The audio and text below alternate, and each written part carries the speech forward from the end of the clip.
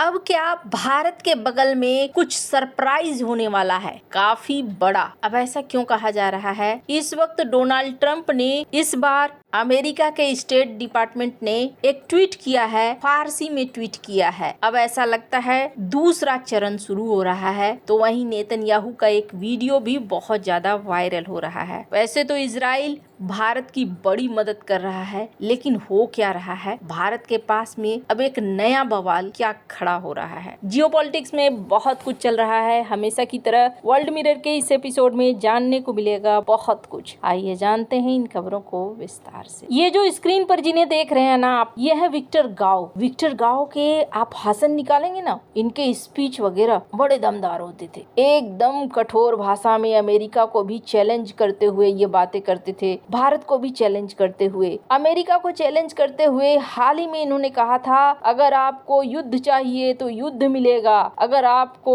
फलना चाहिए तो फलना मिलेगा। ये वीडियो मैं चाहती हूँ एक बार सुने आप। If you want to have war, you will get war. If you want to destroy China, you will be destroyed. If you want to impose nuclear war on China, you will be wiped out by nuclear war.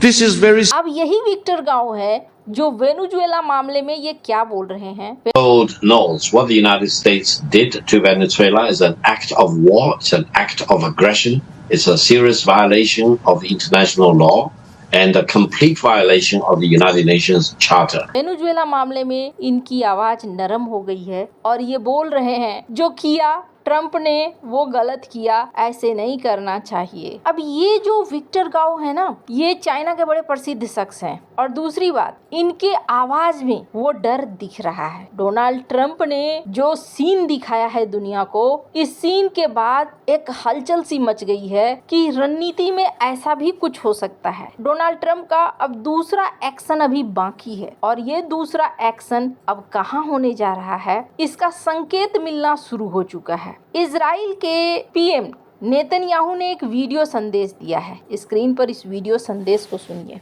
People of Iran, as we see history unfold before our very eyes, I can only imagine what you're feeling right now. Your oppressors spent over $30 billion supporting Assad in Syria. Today, after only 11 days of fighting, his regime collapsed into the dust. Your oppressors spent billions supporting Hamas in Gaza. Today, their regime lies in ruins. Your oppressors spent over $20 billion supporting Hezbollah in Lebanon. In a matter of weeks, most of Hezbollah's leaders, its rockets, and thousands of its terrorists went up in smoke.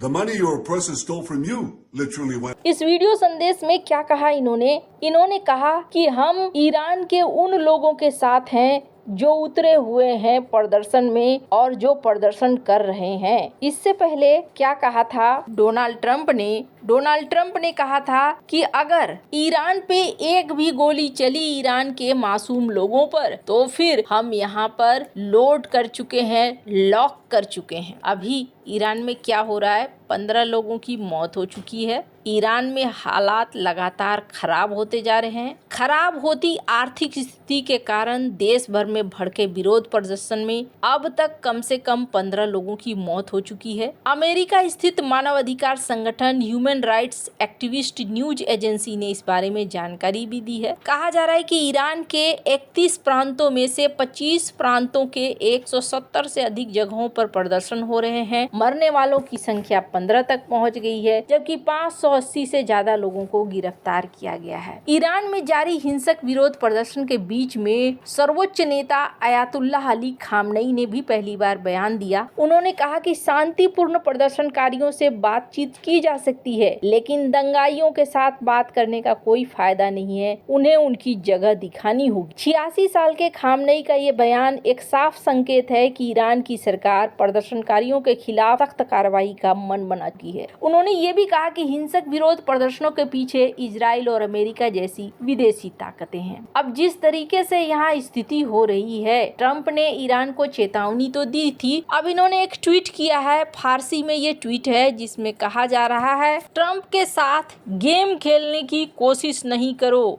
अमेरिकी president man of action है, या फिर यानी जो कहते हैं वो करके दिखाते हैं। यहाँ पर आप देख सकते हैं इस ट्वीट को, और इस ट्वीट के बाद सवाल ये हो रहा है, क्या आगे एक्शन होने वाला है? ऐसा लगता है ईरान के ऊपर अब अगला एक्शन किया जाना है। हालांकि ईरान को लेकर ये भी कहानी हो रही है कि खामनेई यहाँ से निकल सकते हैं। स्क्रीन पर आप देख सकते हैं इस आर्टिकल को, जिसमें कहा जा रहा है कि खामनेई यहाँ से भाग सकते हैं और भागकर छिप सकते हैं रूस के अंदर। चूंकि जिस तरीके से एक्शन अमेरिका ले रहा है, अगला निशाना ईरान बन सकता है। अब ये जो चीजें हैं ना, इतनी जल्दी जल्दी हो रही हैं कि ईरान को भी संभलने का मौका मिलेगा या नहीं। हालांकि ईरान ने इससे पहले वार्निंग ये दिया था कि हमें पता है कि हमें कहाँ एक्शन लेना है, कहाँ जवाब देना है। वहीं दूसरी तरफ ये भी माना गया था कि जून से ही ईरान को पता है कि अमेरिका और इजराइल तैयारियां कर रहे हैं, तो ऐसे में ईरान भी तैयारियों में है। अब क्या होता है देखना होगा, क्योंकि बहुत सारे लोग इस बात को कह रहे हैं कि सरप्राइज के बीच में ही अटैक हो सकता है, हमला हो सकता है। अब रही बात कि ऐसा क्यों हो रहा है, मैंने अपनी पिछली वीडियो में भी कहा था कि एक सोचे समझे प्लान की तहत हो रहा है और अमेरिका यहाँ पर रूस और चाइना दोनों को ही मात दे रहा है। उनके जो लाइफ लाइन है, उन लाइफ लाइन को समाप्त कर रहा है। अब रही बात भारत, तो भारत के साथ आगे क्या होगा? अभी तक इजराइल का मामला जहां तक है, भारत इजराइल के साथ कई तरह के ट्रेड समझौते से लेकर डिफेंस के समझौते भी कर रहा है और इजराइल कई मामलों में भारत की मदद भी कर रहा है। ऐसे में अपेक्षा की जा रही है कि आगे चलकर भारत के साथ रिश्ता ठीक ही रहेगा। ईरान की बात करें तो चाबहार पोर्ट पर आपने याद किया होगा, भारत को 6 महीने की छूट दी गई, जो एक बड़ा रणनीतिक कदम है। वहीं इजराइल भारत के अंदर निवेश भी कर रहा है, साथ ही साथ डिफेंस के एग्रीमेंट भी कर रहा है। भारत की मौजूदा सरकार को लेकर नजरिया भी पॉजिटिव है। तो ऐसे में माना जा रहा है कि भारत इजराइल के बीच में अच्छे ही संबंध रहेंगे और चाबहार पोर्ट चलता रहेगा। पर यहाँ पर आखिर में ईरान का मामला अगर निपट जाता है तो फिर सबसे ज्यादा प्रभावित होगा चाइना के दोनों फ्लो, एक तो तेल का फ्लो वेनेजुएला से और दूसरा तेल का फ्लो ईरान से, ये दोनों ही काट दिए जाएंगे। लेकिन क्या चाइना एकदम से मुश्किल में पड़ जाएगा? ऐसा होगा नहीं। चाइना ने बहुत सारे रिन्यूएबल सोर्सेस भी शुरू कर दिए हैं। ऐसे में उम्मीद कम है कि चाइना तुरंत से धराशायी होगा। लेकिन हाँ, एक बड़ा संकट जरूर इस वक्त चाइना के लिए आ रहा है। आपको क्या लगता है, क्या भारत किसी संकट में फंसेगा इजराइल ईरान की इस लड़ाई के बीच में? कमेंट कर अपनी राय जरूर बताएं। जल्द मिलते हैं अगले वीडियो में नई खबर के साथ।